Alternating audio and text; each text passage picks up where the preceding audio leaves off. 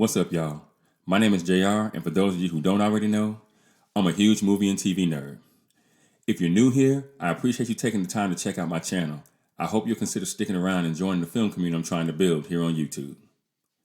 So in today's video, I'm going to be talking about the 20th Century Fox movie, Die Hard, and why, despite what some people may think, it is absolutely a Christmas movie.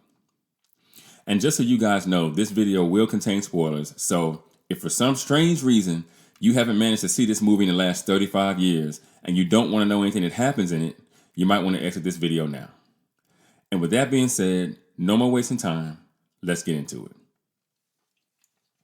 So Die Hard is a 1988 American action film directed by John McTiernan and written by Jeb Stewart and Stephen E. D'Souza, based on the 1979 novel Nothing Lasts Forever by Roderick Thorpe.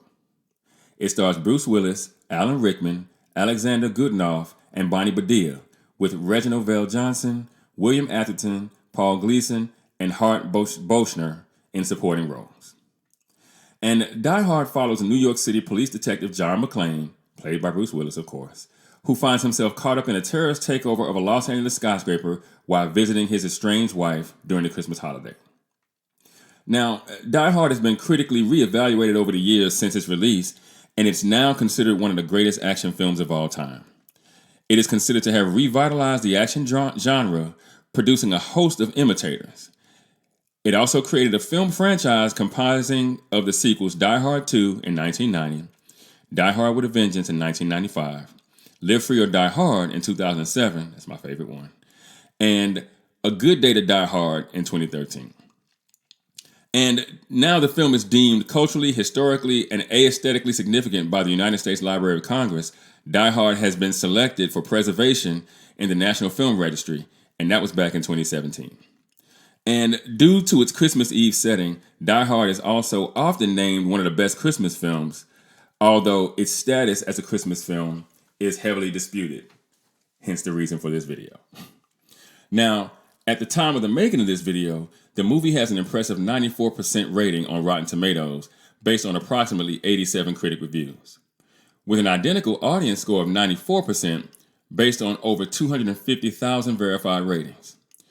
Now, it has a much lower Metascore of only 72 on Metacritic, but that's based on only 14 critic reviews, and it has a user score of 5.6 based on just over 1,000 user ratings. And finally, it has an 8.2 out of 10 on IMDb, and that's based on almost 1 million reviews. So, you see, popular movie. So look, despite this film being released in July of 1988, this is absolutely a Christmas story for a number of reasons. Reasons I'm about to go through in this video, so, indulge me if you will. First, let me dispel you the idea that just because a movie was released in the summer of 1988, that means it can't be a Christmas movie. In fact, I would argue that the only reason the movie was released when it was probably due to the film's $30 million budget. That kind of number would have absolutely qualified the film as a bona fide blockbuster for that time period, and those types of movies tended to be released in the summer when there are more adults off of work, more kids out of school, and distributors can maximize profits. And that's still even true to this day, even with streaming and everything, so that makes perfect sense. Second, Christmas is literally baked into the narrative of the film from the moment it starts until it ends. And I'm gonna show you all the ways in which that's true. So, in the third film of the movie, we see that there's a Christmas party being held at Nakatomi Plaza for the Nakatomi Corporation and its employees, complete with a Christmas tree and all. Now, Holly Gennaro McClane is one of those employees, and during the party, she goes to her office and calls her daughter Lucy. And during their conversation, Lucy asks her mom if Dad's coming home for Christmas, and Holly replies, "We'll see what Santa and Mommy can do."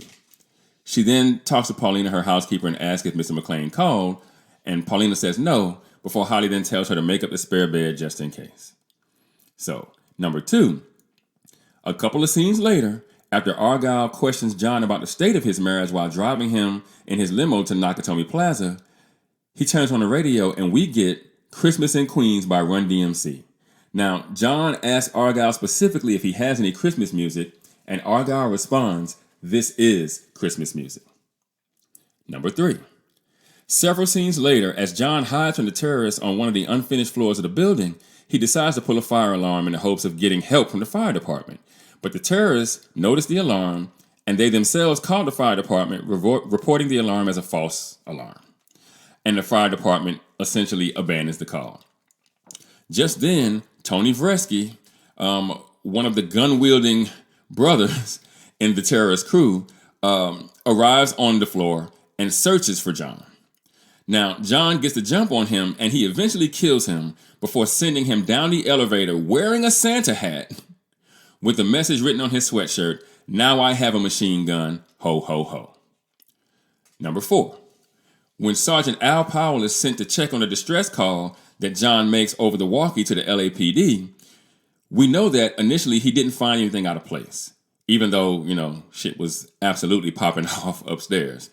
But as he's leaving the building, you can hear him singing, "Let It Snow."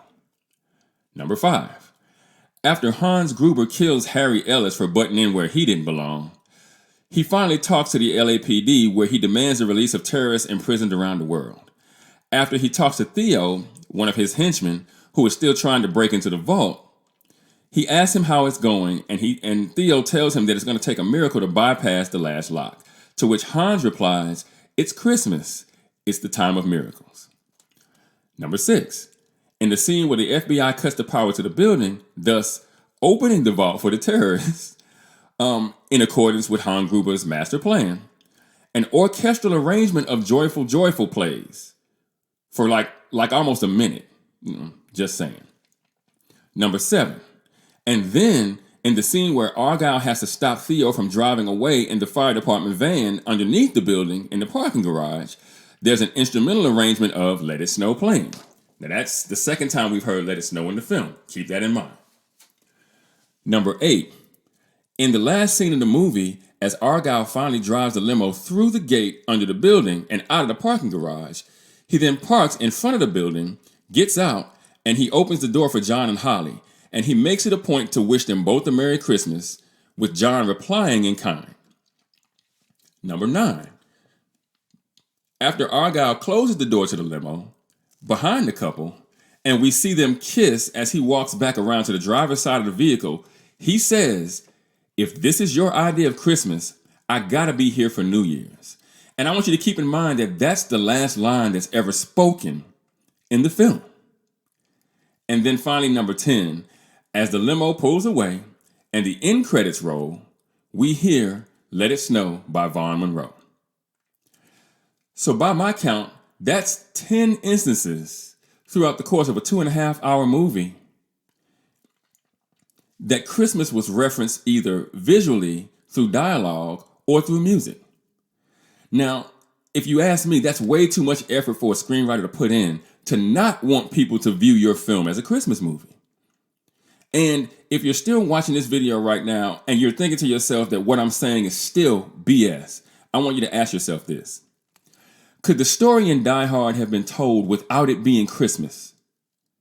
Now, if you think about that for a second, seriously think about it, you would have to admit that this story absolutely could have been told without it being Christmas. But it wasn't. Why couldn't John McClane have come to LA in the summer on vacation from his job in New York to visit his estranged wife and kids? That would have worked just fine, but that's not what the screenwriters decided to do here. And if that's not enough to convince you, I want you to think about this. Die Hard 2 happens on Christmas Eve also. So that means the screenwriters did this again. That's just way too much to be a coincidence, am I right? And in case you were wondering, D'Souza has a writing credit on both films, so there's that. Look, the way I see it, if you don't think Die Hard is a Christmas movie, it's only because of all the machine guns and explosions. But I contend that a movie can be more than one thing. And I think Die Hard is just as much a Christmas movie as Home Alone is. And in fact, I can talk to you about how Home Alone and Die Hard are, from a nuts and bolts sense, the same movie. But I'll save that for another video. My point is, despite what anyone thinks, the writers clearly meant for this film to have a Christmas feel to it, gun violence notwithstanding. And I think they did more than enough to not only make Die Hard a Christmas movie, but one of the best Christmas movies ever made. But what do you guys think? Do you think Die Hard is a Christmas movie? Or do you think it's simply your typical summer blockbuster film from the late 80s that just so happens to get rerun on almost every basic cable network during the holiday season? Let me know in the comments. And for those of you who might be new to the channel, be sure to like and share this video. If you really like the content, be sure to subscribe and hit that notification bell. That way you'll be notified whenever I drop a new video. Also, be sure to go check out themadScreenwriter.com for more television and film reviews and info on my upcoming film projects. And with that, I'm going to go ahead and get out of here. I got screenplays to write, and I'll catch y'all in the next video.